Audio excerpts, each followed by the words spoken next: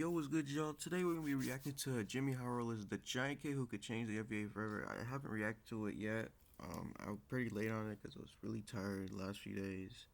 It's summer. It's resting and all that. Anyways, let's get straight to it.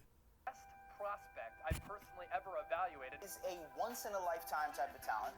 It's really not fair. One kid can have so much talent. Simply put, he's a generational talent, described as literally one of the best NBA prospects ever. He's a unicorn. People don't talk about him like he's a future all-star. They start the conversation with future MVP. That's some pretty high praise for an 18-year-old who hadn't even played an NBA game yet. Except these remarks are not about LeBron. All of these comments are about the 2023 draft prospect, Victor Wembanyama, a player who scouts are saying might just be the best NBA prospect of all time. Except, there's just one thing scouts are forgetting. The sponsor of the video. No. Today's video is sponsored by Keeps. Keeps is a subscription-based service that Alright, we're gonna start here. Who is the best player in NBA history, 7 feet 3 inches or taller? Yao Ming, Ralph Sampson, Rick Smits, maybe Arvydas Sabonis? I'm sure a few names come to mind, but only a few. And that's because even in a league full of giants, there just hasn't been many players this tall. In fact, throughout the NBA's 75-year history, there have only been 26 players who were 7 feet 3 inches or taller. Of those 26 players, only 3 of them are currently in the NBA, and only 3 others made the Basketball Hall of Fame. See, despite size and length being one of the most valuable assets in the game of basketball, there is such thing as being too tall for the game. At what point does a player have too much height? Well, if history tells us anything, it's that the threshold is about 7'1". I know, it's a rather specific number, but time and time again, we are shown that anyone above 7'1" is bound to have significant, if not career-ending injuries and health issues due to their incredible size. Out of these 26 players, really only about 7 of them went on to have notable careers. And of those 7 players, 5 of them either missed entire seasons due to injuries or had to retire due to injuries. You'd actually have a hard time finding more than a few players who were taller than 7'1" who didn't have careers plagued by injuries. There seems to be a specific limit to how big a player can be before their size quickly becomes a debilitating detriment. And I say all of this for one reason. This kid, 7 foot 3 inch, 18-year-old Victor Wembanyama, a player that possesses all the physical tools and skills to be a once-in-a-generation talent, but may just be too tall for his own good. Victor is already being anointed as the best NBA prospect since LeBron James 20 years ago, which sounds like a massive reach until you watch the kid play. See, over the last few decades, we've witnessed some of the all-time greatest NBA prospects get drafted. The kind of talent that has teams scrambling to lose as many games as possible to get. Shaq in 1992, Tim Duncan in 1997, LeBron James in 03, and Anthony Davis in 2012. With talent of this, I'd say maybe the Knicks attempting in 2019 instead of AD because, there are a lot of conspiracy theories on, why they got the first pick. Shaq, understandable. Tim Duncan, understandable. LeBron, understandable. But even then, the Knicks, it wouldn't be a good option because, they still didn't get the first pick. It was all because of coincidence. Fun fact, the draft lottery is kind of rigged because it's all about the situation, the prospect, and then the odds. Trust me. Then you could probably predict the 2023 first overall pick, who's getting the first pick. I can promise you that. This caliber, there's never really any debates as to who's going number 1 overall. In fact, in some cases, if these prospects were available for the draft sooner, they would have gone first overall before they were even eligible. Ron Artest is on record saying LeBron could have played in the NBA by the time he was just 15 years old. Former NBA player and longtime NBA exec Danny Ainge said, "There are only 4 or 5 players in the NBA that I wouldn't trade to get LeBron right now." This was back in 2002, when LeBron was a 17-year-old high school junior. Of course, not all ultra-elite NBA prospects are ready to make the jump right away. A few years ago, more space is always a good thing. Hold on. That's why we are proudly gestation crate free. Okay, maybe. The new Gillette Labs with exfoliating bar, built with precision engineering that lasts a lifetime. ago, Marvin Bagley was far and away the best recruit in the class of 2018. So to expedite his journey to the NBA, he reclassified to the class of 2017 and was still the #1 recruit in the country. But despite his glaring talents and NBA readiness at such a young age, he has yet to make a real impact at the NBA level. Because no matter how incredible a young prospect is, in the world of sports, there is no such thing as a Kings guarantee. fans, how you feeling? But rarely, maybe once or twice in a decade, a prospect comes along and nearly reaches that unattainable status. The 2023 NBA draft will feature one of these generational prospects in Victor Wembanyama. Victor has been in the spotlight for quite a while now. And not even 24 hours after the 2022 NBA draft, attention already began to shift to next year's draft and the ultimate prize, the 2023 NBA draft. That's kind of like what we've been doing. Like, after the rookie class is over, we don't really talk about them unless they actually do some crazy shenanigans. That's why we talk about LeBron more. And why do you think we went from Zion, like, potentially fighting for that Rookie of the Year to LaMelo Ball highlights? You don't talk about LaMelo Ball in 2022 anymore. We're talking about other players. You know what I mean? Formerly being labeled as the Wembanyama sweepstakes. By now, most of y'all have probably heard of Victor or seen clips of him playing. The first thing that stands out is his absurd height and length. 7 feet 3. Also, I don't think I realized, but how come you're talking about another giant when the last giant you talked about, which I understand, like, a lot of things happened, but you remember when he was talking about Bol Bol? You know? I don't know what's happened to Bol Bol. This man was like, he beat LaMelo in high school, like a year after Lonzo like was in high school or something like that. You get what I mean, though. And then he was supposed to be like a top pick. He got injured. He went to the second round, got traded to the Nuggets, and now we don't hear him no more. So it's gonna be interesting. 3 inches tall. Now, I'm not saying that he's going to be the next Bol Bol. Not saying that. For some perspective, here's 6'4" 2022 NBA draftee Jaden Ivey. Here's 7'1" Chet Holmgren. And over here is Victor Wembanyama, making Chet look like an undersized shooting guard. But many scouts and onlookers have said that Victor isn't 7'3". He's actually closer to 7'5", which just sounds like a bunch of speculation. But you see this guy Get Taco right Fall. here? This is Zach Edey. Zach's official listed height is 7'4", and Victor is a giant. But his incredible stature isn't nearly what makes him a potentially generational talent.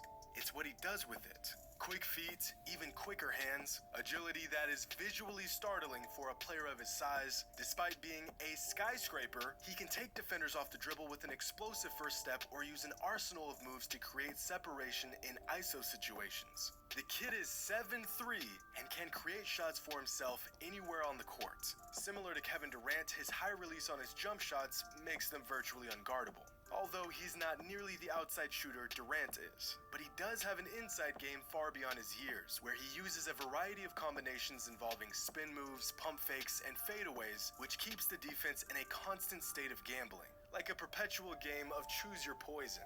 Ultimately, at the moment, his strengths are in the open floor and on defense. With his speed, quick reaction, and size, Victor is virtually an automatic bucket in transition. He has the situational awareness and athleticism to create transition opportunities out of thin air. And on defense, he already possesses world-class instincts and timing, and his insane length allows him to seemingly be in 2 places on the court at once. However, Victor, just like every other prospect that came before him, does have his weaknesses. But all of these weaknesses are things that, with the right development, can be solved. His slim frame, his shoddy decision-making at times, gambling on defense and relying on his length to make up for it, the usual weaknesses of most young mega-talents.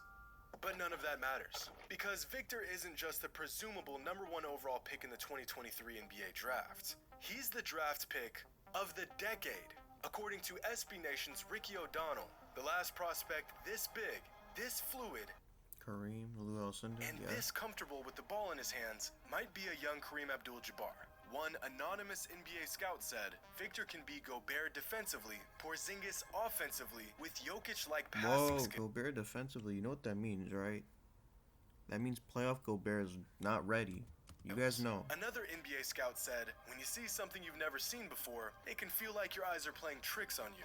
And many other scouts shared this same opinion, most of them struggling to even come up with an appropriate comp for Wembanyama, since quite frankly, there's never been a Hold player on, like him. is he a good perimeter defender? Because if you guys are saying he's like really good defensively, then he's just an interior presence. He's a great interior defender. Whoa. History of the NBA.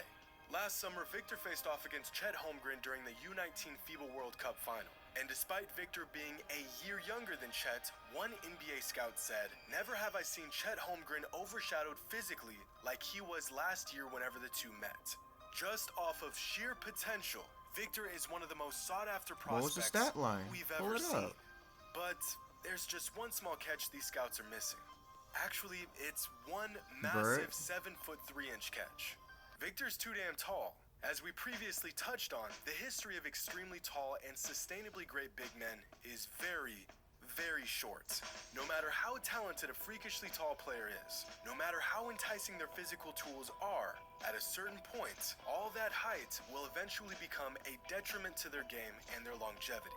This trend of injury-prone ultra-big men has become so prevalent that it isn't the exception, it's practically the rule.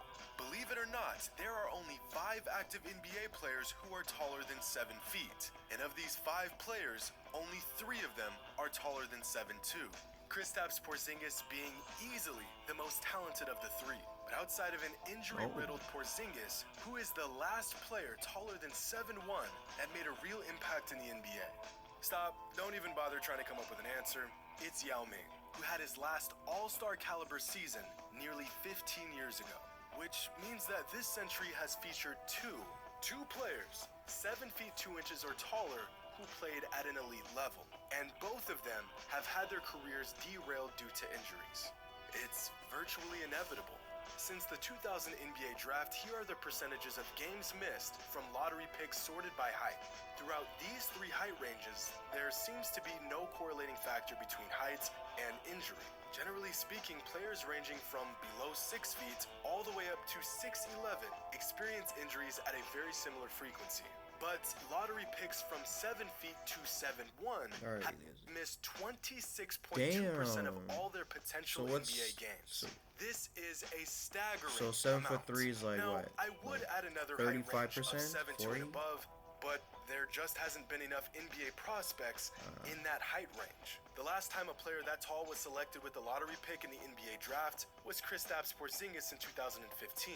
Before Kristaps, you have to go back to 2009 when the Memphis Grizzlies drafted 7'3" Hasheem Thabeet with the 2nd overall pick. Yeah. 1 spot ahead of James Harden, 5 spots ahead of Stephen Curry, and 7 spots ahead of DeMar DeRozan. Hasheem stayed Wasn't Drew relatively Holiday a healthy, lottery but pick? I might spent be 5 tripping. seasons Never mind. bouncing Take it around back. to numerous teams and finished his career with averages of just 2 points and 2 rebounds on 10 minutes per game.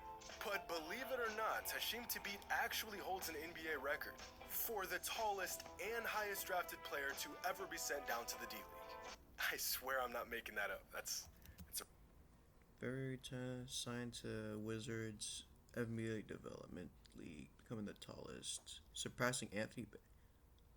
How is that possible? Because he did in 2015. How? real fact. And to find the next absurdly tall lottery pick, you have to go all the way back to the 2002 NBA draft, when the Houston Rockets drafted Yao Ming with the #1 overall pick. Hey, random question. What's y'all thoughts on Yao Ming and the theory of that? You know, he wasn't supposed to be this tall. There are people are saying that, you know, there was something going on behind the scenes that caused him to be this tall.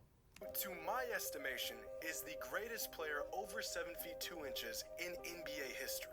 To this day, Yao Ming is criminally underrated. The only thing bigger than he was were the standards put upon him coming into the NBA, and he lived up to that standard. But unfortunately, the height that made him an unstoppable force on the court was also the cause of his retirement smack dab in the middle of his prime at the age of 30.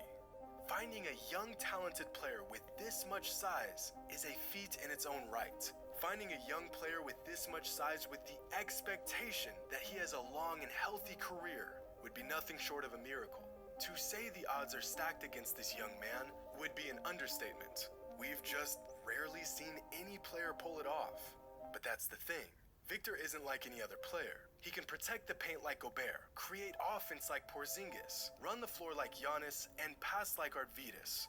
All in one package. Arvydas, Sabonis, With a talent really? like this, teams I mean, will Graham gladly not take call all players, the so- risk for a shot at the ultimate reward. If he can stay healthy, Wembanyama has the opportunity and the skills to be a player unlike anything the NBA has ever seen. So with that being said, let the Victor Wembanyama sweepstakes begin. I'm guessing the Spurs might take him first. If we live in a world, I feel like the Spurs might get number 1 pick. Hot take. You never know. Wait, who do the Spurs have? They don't have. I don't even know. Maybe the Spurs will do it. But yeah, that's the video. Not bad. I'll keep an eye on him. I haven't heard from him. Oh, he has a YouTube channel? Really? Thanks for the appreciation. My main goal is to focus on the game, and hyper on me is gonna affect the way I play. However, my future turns out I'll always be love the game. Hope. Hey, shout out to him.